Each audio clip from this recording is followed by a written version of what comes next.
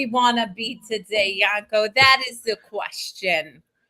What's up? What's up, people? What is going on this beautiful, joy-filled, for me anyway, Summer July day, Friday?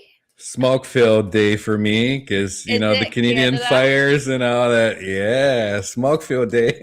Yeah, well, it's funny because the other day, me and Nana both like the sun looked blood red, but I don't pay attention to the news. So I had no idea that we were being impacted by the Canadian wildfires. And then somebody later was like, yeah, the sun looks like that because of the smoke in the air. I said, nope, didn't know that, but thanks for the information.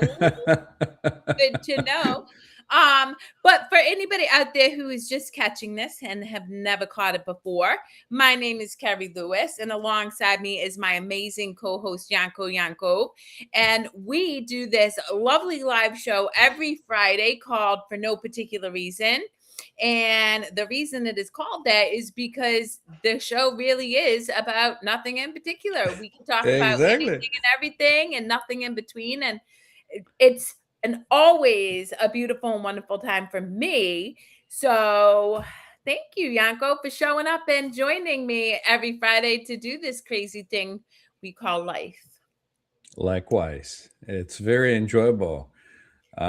We've been doing that for almost 2 years now, and it keeps going, right? And it keeps on going and going until it doesn't, which interestingly, so offline, you and I were discussing death, and it's been on my heart heavily this week.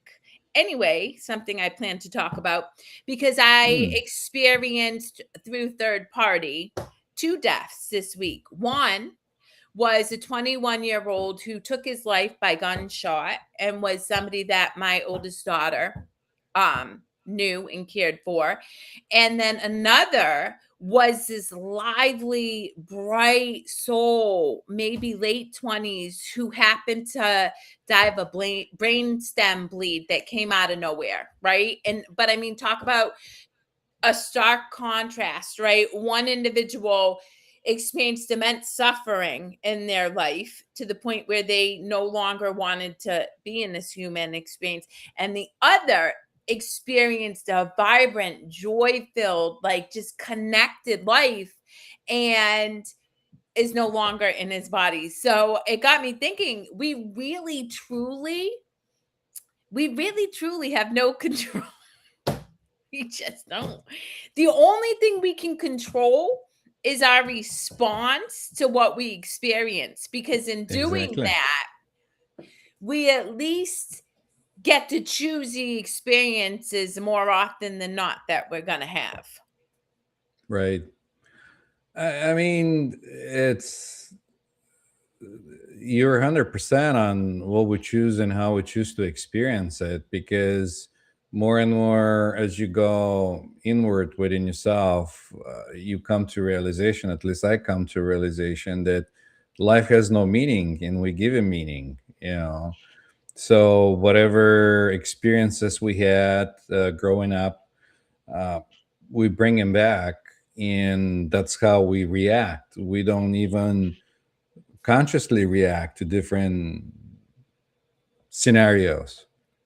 Sometimes it's just automatic response to whatever happens. Yep. So yeah. 100%. And, for me in the work that I do, I continue to see, it's interesting because you and I live in a very paradoxical experience. And what I mean by that is you and me bear witness to the awakening of the collective consciousness, right? We're just talking about people, and to tune in for, like, I see people are much more open to having conversations about consciousness and stuff.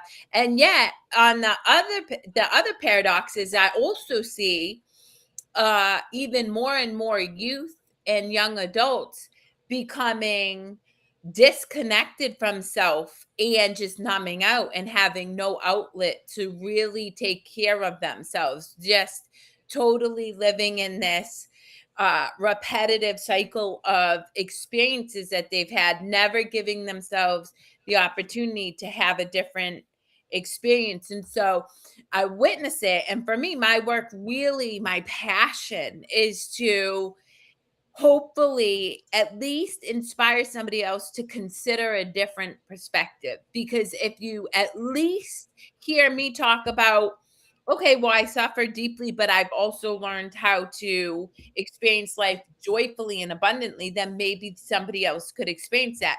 But so that's why I just found the two lives that transitioned within my awareness this week to be so universal, because God is so funny like that, in that I get to experience both this beautiful soul transition and then somebody transition from deep suffering. There is levels into awareness where you recognize yourself in everything else. So if you're sitting in that kind of type of awareness, it's just like, here I am and now I'm gone, kind of like playing peekaboo with yourself, because you recognize that you're in everything, you're part of the whole, you're not this separate being that's having a separate experience. Although most of the people have that experience when they come to this time space or whatever you want to call it, just to experience that. And I was thinking of that the other day because I listened to a lecture, and that resonated with me, because when you in the high vibe, when you in the other side or whatever you want to call it, there's nothing going on. There's no, you can't have the experience, in even time space doesn't exist It for. doesn't, because I can hours lapse in meditation for me, and I look up, Right. I'm like, what the fuck? It's this time. I thought it was like 8 in the morning. It's like 12:30. I'm like, oh, that's real talk. Yeah, so when, in order for you to have the experience, you have to have this illusion of time space or something coming and going and having this whole separate experience. But in reality, everything is omnipresent and all time space in omni in every direction and every time. It's not a separate thing. It just gives you the illusion of that so you can have a experience. And again, if you're in this piece and you're like, oh, and you're in high vibe and nothing going on, there's nothing to push you to have an experience. So ideally, you separate yourself, you come down, you become this human, and you have human experiences. Yeah.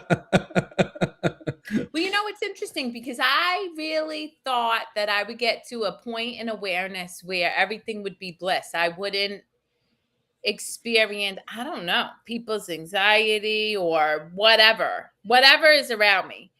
And that is not true. In fact, I find I'm much more attuned to Yeah, everything than I ever was before. And so it really is a choice at that point, I think, to be in this human experience, right, because, and I was trying to explain it to a family member that last weekend, that, and we've talked about it. Sometimes I think it would be much easier to just go off in the woods and be out. Like, not because I don't enjoy life, but because I wouldn't be um absorbing all of the energy that's around me. And yet, at the same time, I also believe that I have an opportunity to embody love, which is my choice. And in doing so, I stay grounded in right, that love within the frantic energy that I sometimes experience from others. right. I mean, everything it's an experience, and if you come to realization that you're not um, getting and mixing it with your, again, if you think you're having this your own vibration or whatever you think. There's levels to it, but you're already enmeshed in this. You Of already course. came down to this. So that's also another illusion of like, oh, poor me. I'm just gonna stay here and let everything else be out there, and I'll just watch from my safe distance and not react to whatever it's going on. Well, I mean, people do. People absolutely do, and I've done a lot of studying about Kundalini movement simply because I've been very ungrounded lately. And I mean, I ground people. I go out, I do the things, but my energy is like, um, and it's not about poor me. It's what is it that I want or have the capacity to experience in this moment. And this Mm, is where boundaries come into play. And I really, really want to right. get clear on this because I know myself, and I know that for me, there are certain individuals that I choose not to be around right now, not because I'm making this individual a villain. They're not. They're beautiful. They're me. I'm them. But where I'm at in my own journey does not lend to me being grounded enough to want to be around that. And what I've been finding is, other people who don't understand that will just put me in situations. If I'm with them, they won't tell me that another person's going to be around. And so I have to be very clear, like, I'm not interested in doing life right now with an individual. And it's not because I am making up a story. There's nothing wrong with them. It's that it's for myself. It's for what feels good for me. I'm okay with doing what feels good for me, even if it doesn't make sense for other people. And I won't explain it. But I can also see from an opposite standpoint where that can feel very hard, like that comes off very harsh, but at this point I don't really care because I have to process the energy coming through me, and I want to do it in a way that feels good for me, whether it makes sense for other people. Right, right, right. And that's part of the experience. When you're in a certain place, when everything is in your face, like you have your own things that are coming out and getting cleared out, and being around um, different situations could be overwhelming to the nervous system if your kundalini energy, or not yours, it's not yours to keep, but anyways. The energy that's moving through the channels in Yes, the my energy, body. yeah, that's moving, because that's the universal energy that gives life to everything. Yep. Without it, there's just corpses. There's no animation, nothing. It's alive. In not only in human but in plants too. You just see a dead stem of a flower and nothing is happening. So, and in the Hinduism, they call it Shiva and Shakti. So, I mean, some people call it my Kundalini, or like my car and my apartment, and everything else. And sometimes I fell in that trap too. So I figure I bring it in, and but when that starts to happen, it could be uncomfortable because your nervous system rewires. So I know. And look, I will be so honest. I am very intolerant right now, people. And I come from a lot of love, but intolerant in what I want to be around. It has nothing to do with the other person. It really doesn't. It has to be with what I want to be around. Mm, And so, and furthermore, for my own awareness as well, because I want to, like, for me, this energy is moving and it's releasing blocks, right? It brings you deeper connection with yourself. It lets you let go of old patterns of beliefs and behaviors. If I'm around other people who are operating from a lot of unconsciousness, right? Just unawareness of their patterns and behaviors. This is all it is. Uh, I may not be able to differentiate. And in fact, I'll keep it real. At my daughter's graduation party, whoo! I operated from some messy old patterns of belief, but it's fine because I was able to step back afterwards and be like, I see what happened there. Yeah. That's funny, you know. I But mean, yeah. but I could also hurt people who I don't want to hurt, right? Because it's messy. So I get to have that boundary and be comfortable in that boundary. And God love it. Thank God I have surrounded myself. The people who are closest to me can understand that and respect it. To me, I give up on trying to like explain myself to people, or because sometimes people don't even want to understand like They what's don't. going on. Yeah. I'll give you an uh example. Can I give you an example? I'm cutting you yeah, off yeah, go because ahead. that's a real. No, that's okay. I I have mean, a very close relative. It's a sibling of mine who every time I talk anything about energy or whatever, they cut me off. And they talk about the most random ass thing, a cup or somebody's sock or but here's the thing, right? They're so unconscious because I've actually had the conversation once with them. I'm like, you realize you do this. And they're like, oh no, I don't mind that you talk about that. But and I really believe, like, I believe that they mean it, but I also believe that they're not at that consciousness level where they can even ascertain what I'm saying. Like it has, so they cut me off. And so I really, for me, right, I had to work on not personalizing that because this is somebody who is an immediate family member of mine who I'm relatively close with. And I'm like, this is so not personal. This is so just their awareness versus mine. And they don't even have the capacity to register what I'm saying yet. it's one time in 100%, when that comes out and that energy moves around and you're more aware of like what's going on, and times could feel like Groundhog Day because you keep seeing the same things that people do around unconsciously around you, and you feel like, wait a minute, I was in this situation. Like, am I having deja vu? Like, why am I having this again? Why are we having this conversation again? Yep. So that's one of the things that happens when you're more present, when you're more conscious of your surrounding. um, and not only that, you're noticing a lot of things. At least, like, I'm speaking of my experience, I can notice like different birds and trees, because before I was in the head too much, if I'm walking or doing something, thinking.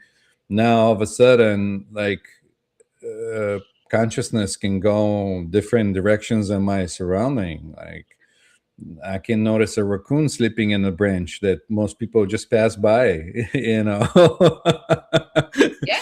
So It, life becomes a lot more vibrant. You got to have a lot more now. You got to have a lot more excitement, because in your mind you're thinking, well, I've took this walk every day, and I know there is a curve and there's this, and I know the trees and everything else, but no, everything is different every time. every time. Yep. Yeah. I go out I'm at Nana's house today and I go out on his back porch and I observe something different every single time I'm out there. And I'm talking about it's like a 8x8 porch. It's small. Like, but I could sit there and, experience a different bug that I've never seen before. The wind's blowing. I watch different trees, all different things, when you give Yeah. yourself permission to be aware. But I do really want to bring it back to what I originally brought up which is this idea of control for safety. And I really believe that people trap themselves in a state of suffering, perpetual suffering, trying to grasp or maintain some type of control over their life, like Yeah, because particularly it's around the fear familiar. of dying. Yeah, Hmm. because it's familiar. But, with the two people who passed away this week, you know, it just served as a reminder for me. We really, really, really No matter what I do in my spiritual practice, I do not know when I'm going to cease to be in this body. No matter how well you eat, right? The healthiest person has been known to run a marathon and drop dead of heart attack. We just don't know. Yeah. So Yeah. I encourage people, rather than looking to assert control, what brings you joy? Like, instead of focusing on how to control things, what's going to make you happy in this moment? Because it's really the only thing that's guaranteed. And you're 100%. I know people that they were vegetarian, working out, everything, being in the gym, healthy lifestyle, and they walk in the main street at 20 or 21 and stop to look at the store and just die, you know? Yep. And then you never know when you're gonna go out. Um, I personally had three near death experiences, so now now it's just like when it's time, it's time. Yeah. So not really concerning anymore. But it's one of those things that your mind creates the fear of death and self-preservation. Your animalistic self that want to predict the future and not put you in situations where you might die or something else might happen. Um, but again, like anything else in life, it's just an illusion once you realize it. And we talk about that off camera before we started the show. Yeah. I share with you when I was in the back of the ambulance and I was dying, there was this thought going in the mind. um, I don't want to die. I don't want to die. I don't want to die. But that was the identity being afraid of dying, and then realizing that, oh wait, I don't have control of how the body responds or anything. And the body was there was the sense of the body, it's beyond repair, it's just damaged. So at one point, that voice of like, I don't want to die, realized that it's not in control and there's nothing to do. And it was just like, oh, well, I'll do better next time. Well, but so, like, think about it. Like, that sounds messed up, but it's so true. I mean, you and I have studied we've studied a lot of a similar path, maybe by different teachers, but Right. there's just so much narrative around surrender and letting go, but you can do that way before you experience yourself on the deathbed. Like, you can do that Yeah. in any moment. Like, every moment is an opportunity to begin again. And Yep. just giving yourself permission to do that over and over and over again. And for me, my life lived well will be just that. It's just going to be how often I died to my ego to just experience the present moment. You know, Yep. that's it. Yep. There is a lot of practices. Some practices involve, you laying flat on the ground, closing your eyes, and imagining you're dying. You know, and that's real practice. Like, Yep. I think I've read it in one of the Osho's books of like 112 practices or something, or 112 paths to realization.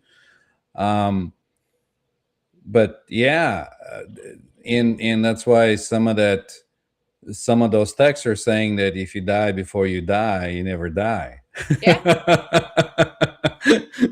Yeah. Which I really love. And on that topic, people that are curious, there is a website called Dead Cafe, like coffee. You can Google it, and if you're interested, they have its organization that happens around, and they have every week different meetings where you can join in, discuss the topic of dying or dead, and it's wonderful.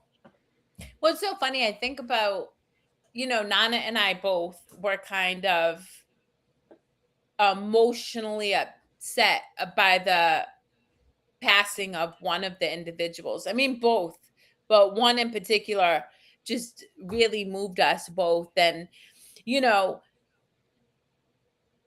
what I would say is I want people don't do well with even having the conversation around death, especially in America, man. We have Mm, made death this big, scary, mm. crazy thing, and the reality is it's kind of like I'm gonna totally pivot here, but it has a point, right? So I bought Go a set ahead. of oh yeah, you know me. I bought a set of anal beads to use for massage, right? Like literally. And it was perfect. But I shared that and it was so appalling to people. Oh my God, blah, blah, blah. And I was saying, much like death, the topic of sex is like so taboo in America. Yeah, They're yeah, two of the most common things throughout humanity in all ages. We yeah. generally speaking, we all have sex. I mean, some people are asexual, but for the most part, most of humanity, right? Sexual beings because we have that instinct to procreate. And second, we all die. We all experience people in our lives who die. Our body is forever dying to itself. Cells are dying. Skin is dying. Belief systems are dying. Experiences are dying. And yet, God forbid we actually talk about it. And people get really angry. And I'm just like, and even my closest loved ones, I can feel like they get so uncomfortable. I mean, it's not one of the topics that people want to talk about because it's in their minds. It's something somewhere far far away in the future that it happens to other people, but it'll never happen to you. You know, kind of like smoking cigarettes. Oh, I'm gonna smoke, and cancer happens to other people, but I'm gonna be okay. Yeah, And trust me, I've been a smoker. I had the same experience of thinking the same thing, and I didn't quit because I was afraid or had the realization one day. It just like anything else, it runs its course, and there was realization that there was no need to do it anymore, and it was just like anything else, we do things to keep ourselves busy and occupied, busy work, because we're too afraid to sit with ourselves or to sit with our thoughts. I think I love that's that what you it said is. that. Because so yesterday, Nana and I was driving Nana to his convention. And for like, I would say 3/4 of the trip, the two of us were just in silence. Like there was no music. There was just, he was doing his own thing in his head. But like, I love that. And I can't tell you how many people I share space with who feel the need to fill the space with noise if there's a monicum of silence in it.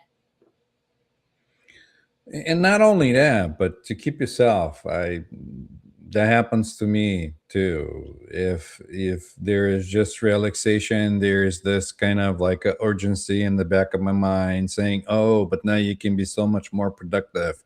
Like you can be going shopping, you can be doing this and that and this and that, and again taking me out of the now present. And what's wrong with just being in the present?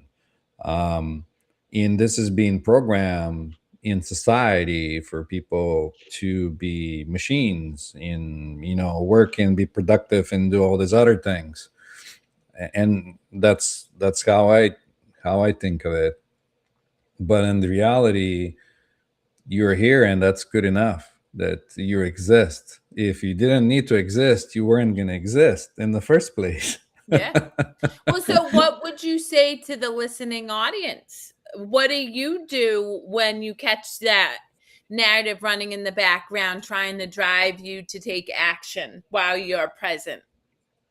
Well, it's Because just that, it's realization that is just a thought. yeah, Like I don't have to react on the thought. It's just something that the mind gives me, and I'm realizing more and more. I've shared that in previous lives that we did.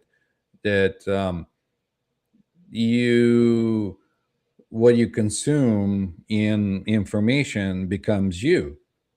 And you might not notice it, but if you observe yourself, you might notice repeating patterns or things that come about.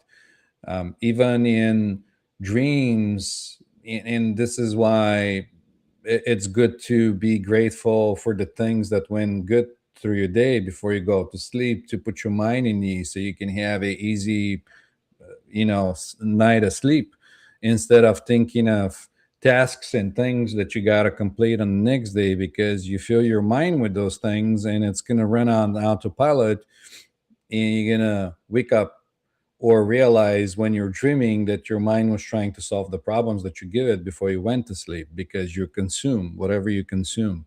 If you Yeah. consume murder mystery on TV, well, guess what's going to happen when you go to sleep? Or, I horror can't movies. even begin to tell you how often I share that with people. And I'm talking about highly anxious people. Kerri, I don't know why I'm so anxious all the time. And I'm like, well, what are you watching? Da, da, da. Oh no, it can't be that. I'm like, but it Sure, really is. yeah. Oh no, it can't be that. Or the greatest, well, it's everywhere. So like you can't escape it. Yes, you can. Yeah, yes, you can. You set up boundaries within your own choices Yep.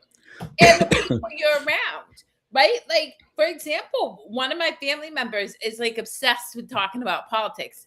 They're very biased, they have their very strong opinions, and the other side is a villain. Like they're horrible people. And every single time, hey, I'm not interested in talking about this. And they keep going on. You know what I do? I walk away. Peace. Love you. Made it clear I don't want to talk about it. I'm outie.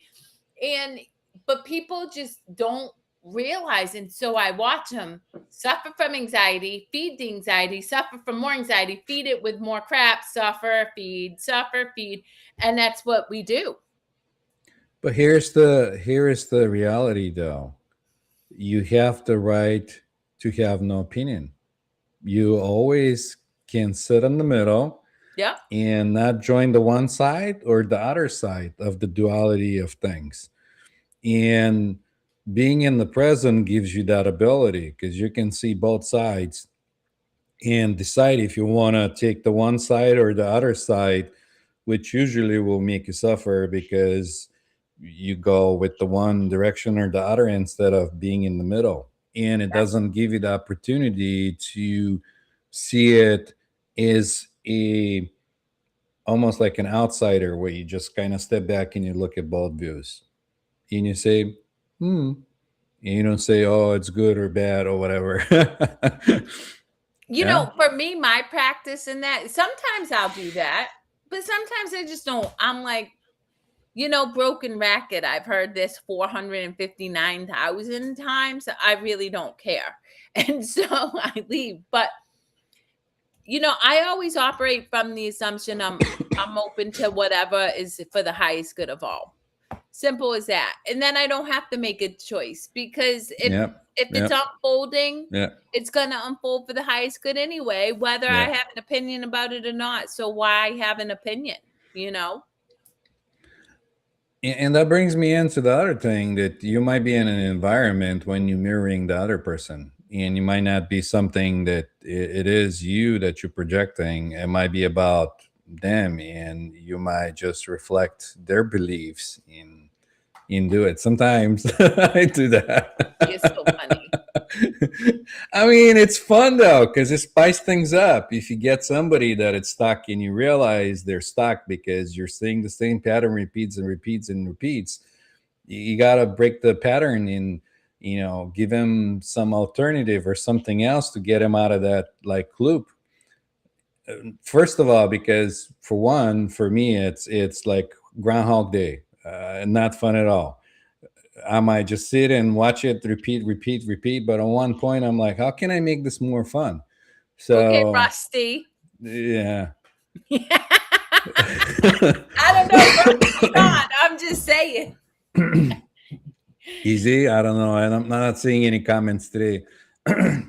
But the point is Rusty certainly likes to spice things up in life too. Oh yeah, yeah.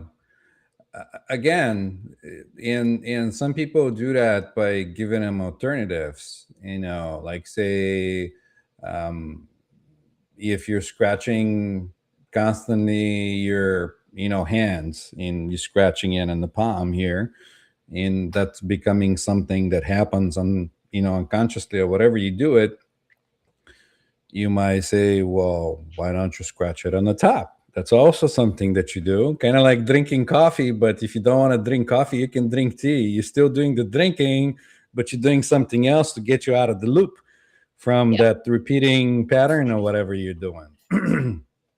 So sometimes I do that, Yeah. but depends on the mood. But that's exactly it. It's interesting. So I take a 5:15 in the morning spin class on Fridays, and then I take spin classes over the weekend that are later in the day. And I realized this morning, I'm like, at 5:15, my pattern is to sit as far in the back as possible. One, I always like I'll sit here and pray, and I do my own like I sometimes follow the instructor, sometimes don't do what I want. Um, but then Most the people lady, don't. what? I'll share an experience. Most people don't. I'll share experience, but to finish your thought. Well, so my 5:15 class, I'm more likely to be highly antisocial in the back. I'm just like, don't talk to me. Like, let me get my workout in. I dragged my ass up at 4 in the morning. Here, happy to be here, but don't want to be friends. But then change it 2 hours, fast forward 7. I'm up in the front, I'm chitty chatting away, and I just laugh. I'm like, it's so funny how I'm aware, but how quickly we fall into like these behaviors, and we think that we don't, but we do. Even me, and I'm pretty aware of my choices. Yeah. I was going to share that me doing guided meditation sessions or guided hypnosis sessions with people, sometimes people do their own thing. And it's not something that I can control. I can set the stage and everything, but on the end of the day, everyone decides where to go, what to do, and all that. Because freedom of will and everything else. And plus, at the beginning, you kind of need somebody to guide you because you don't know how to get to that space in yourself. But once you get kind of comfortable and you know your way around, like, I don't need anybody to relax me and get me in this. I just close my eyes and go deep as much as I Yep. want. And you can keep telling me about the stars and the clouds and sound waves or whatever you want. I'm just gonna be so deep somewhere else and enjoy myself as much as I want. It's so funny that you say that. Jamie, who we've had on our show a couple times, took me through meditation. I did exactly that to him. I went so deep. I had no idea he was talking to me. He hung up and was gone for like 40 minutes. And I came back and he had texted me and he was like, yeah, you were gone. And You're okay. but I was But happy. I this was this is blissed the out. yeah. I just figure I'll share with some people so they know that it's something that totally happens and it's normal. Even if you do group sessions with other people, and yeah, I usually end without bringing the people back. I give them time and I say, when you know you're ready and your deeper mind knows that you're ready to come out, you can do it Yeah. then, but not before. So enjoy the time yourself. And they just usually just, oh, Yeah. yeah. Yep. 100%. Yeah. But yeah, it's whatever I'm in the mood for, but generally speaking, I only half listen to my exercise teachers at spin. I'm like, yeah, I'll do some of it, and then some of it I'm not going to do any of that. I don't want to.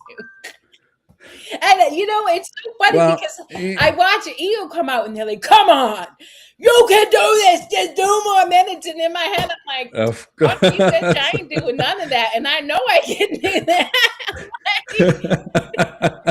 And I know they're I trying had to a get me. similar. I know they're trying to push the class, but I'm like, Right, I right, don't right, have to right, do right, right, nothing. right. I Right. can get Yeah, off yeah, this bike yeah, and leave yeah. if I want. I mean, ultimately, you go as far as you want to go, and nobody can, make you do anything you don't want to do. I had a similar experience. I went to an integral yoga class, and we did some stretching and other things, and in the end, they did this like a cockroach. You're laying in your back, and your hands are up in your legs, and you're like just getting tired, with your muscles tired, and kind of the same thing. Going around the instructor, and it's like, come on, you can do it, people. Like, Yep. and you see through the room. Some people do, but some people are like, no, this is the max I'm capable of, or the muscles of this body can hold up so much. I'm not in a great shape, or whatever, or this body, it's not in a great shape. Yeah. Well, um, that's my thing. And this is where I encourage people to learn themselves, right? I am uh, I'm relatively fit, right? Like I work out 5 times a week. I sometimes eat like shit, but my muscles can sustain me for a good amount of time. But I've experienced life. I've been in car accidents. So I navigate my body differently than somebody else. So I actually listen to my muscles. Like this isn't about what the instructor's saying yep. or me achieving my max heart rate. It's really truly listening to my body, being present with my body. What can I do? And I see people injure themselves because they're so focused on appeasing the instructor or Right. showing up their friend with how much weight they can press that Right. they've never listened to what their body is telling them they're capable of. And even if, and I love this about Nana too, because Nana has a lot of muscles, and so many people are under this illusion that he presses heavy, heavy, heavy weight regularly. He can press heavy weight, but it's rare that he does because it's never been about how many pounds I can press. It's maintaining physical ability to take care of Right. myself long term. It's not about maxing out the rep and stuff. And so I really encourage people again, this idea of, trying to achieve somebody else's expectations for you, fuck them. Like I say it all the time. If you don't like what I'm doing, oh well, like this is what feels good for me in any moment. Like, and that's an important place to get to because then you minimize injuries or mental health struggles because you're not forcing yourself outside of what feels good for you. It can work both ways. That's the thought that I get. Like the same way you're operating, some of the coaches might operate and say, "Well, if you're not ready to put up the work or put up with me pushing you, don't even become my client or Oh, whatever." and I And love people those. might get and people get intimidated and might do that kind of stuff. But you 100%, because if you don't know your body, and you been out of touch for long, if the muscles are weak on a one group or another, and if you're doing insulated exercises, other supporting muscles might struggle to support the muscles you're doing, and that's how you injure yourself. Not that I'm a pro, but that's what I observe when I work on myself in working with myself. Yeah. So listen to your body. Um, it's the only one you have now in this lifetime. Support it, nurture it, and you'll be okay. It'll tell you what foods you need, and what its cravings, when you need to relax, when you need to nap, all those other things. It works great, at least for me. I don't know. Was that always the case? Because for me, until my No, not late always the case. yeah, until my Yeah, late no. 20s, I was so disconnected from my body. And this is where people don't realize, but I find, and this is true for me, before my thinking mind can ever register what's unfolding, my body responds. Right? It really does. It responds to the energy. Our body is like just absorbing, like it's very intelligent. But because we've been so conditioned to think we've disconnected from our bodies. So many people are out of touch with their body. And luckily, there's so much more evidence around fascia, all of the like material that covers your muscles, that retains trauma and stuff. So people are starting to get a fundamental understanding how connected your body is. But most of the people I know, and myself included for many years, just was so out of touch with my body. I had no idea, what it needed or how it was responding to everyday environment. Yeah. I mean, to me, I think it's more of a mental gymnastics to give your body, your mind, some kind of ideas or knowledge to be able to control things, to feel more safer, to like, oh, like I have this knowledge of how to work out, or oh, I know that margarine it's better than butter or lard, or oh, I know what's better to eat, or like oh, maybe vegetarian food it's going to be the best thing to do because you read it somewhere and you're totally disconnected. Everyone is different. Everyone has a different genes. Depends on where this body or gene was originated. For example, if you're somewhere in the frozen lands when there is nothing but seal meat and clams or whatever you're eating, because it's frozen year round, you think you're going to become a vegetarian and you're going to eat bananas and tomatoes all the time? Is not going to happen. That's in your gene. Your grandparents were living, lifetimes and lifetimes and figured the body. And now, just because we can move around the world and go in different environments, we think we know everything. I think that's how I see it. I just see it as a mental gymnastic. You give your brain something, and it's like, oh, good idea. Oh, now I know. I can experiment with this, and who's the one who knows, anyways? Real talk. But your Yeah, body yeah. still absolutely, I look at irritable bowel disease, autoimmune diseases, a lot of digestive system issues. I experienced so much tightness in my body for so long. I could see where I would have had those issues if I stayed that way chronically. And so again, your body will tell you what it needs. It's just learning how to listen and not worrying about how you look to the outside person, because they're not going to be able to help you at the end. Even though you nailed it, right? You take people into altered states of consciousness. I work with individuals to examine belief systems, behaviors, and habits. Neither you nor me can ever make an individual who we get the privilege to share life with for whatever time do anything that they don't want to do. Exactly. But here's another observation that I have. I've been blessed to be able to watch how my son grows. And you know, he'll go in the playground and totally stop being aware because he gets so into the play that he's doing. So he'll might bruise his legs or hands or whatever because he's in this like a la la land.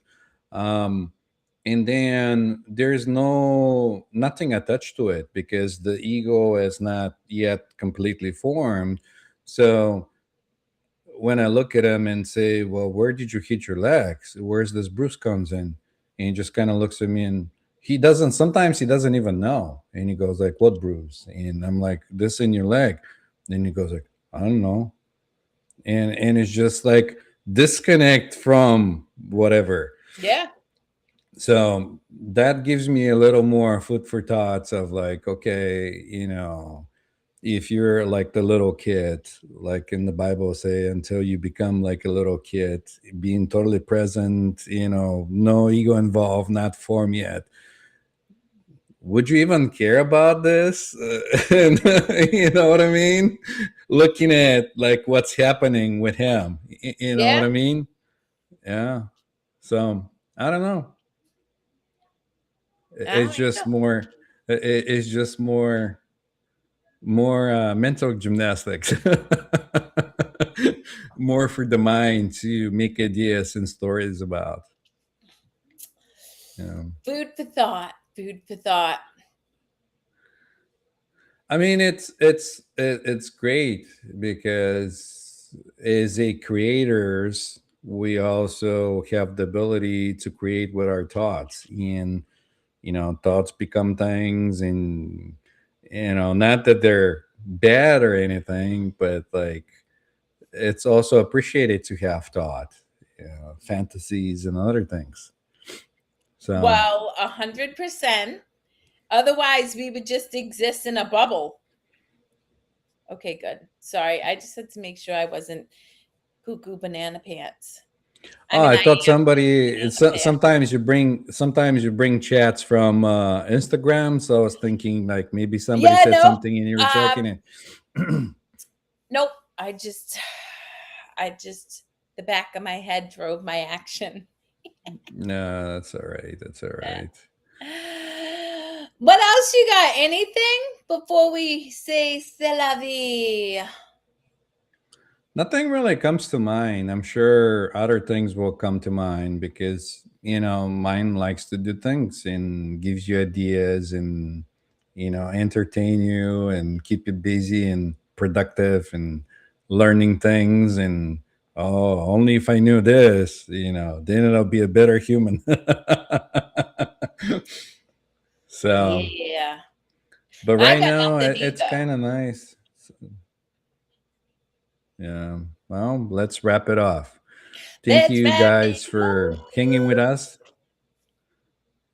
We Go ahead. appreciate you. Finish as the Emery usual and thing. Max, you are always welcome to join. I feel like we've offered that to her a couple times and she reaches out and I either never followed through or whatever. Well, if it's meant to be, it will be. And if it's not, it will not. We shall see. Until next week, baby, we're out of this place. You see.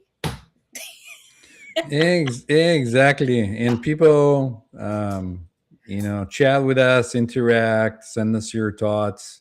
Join us until next time.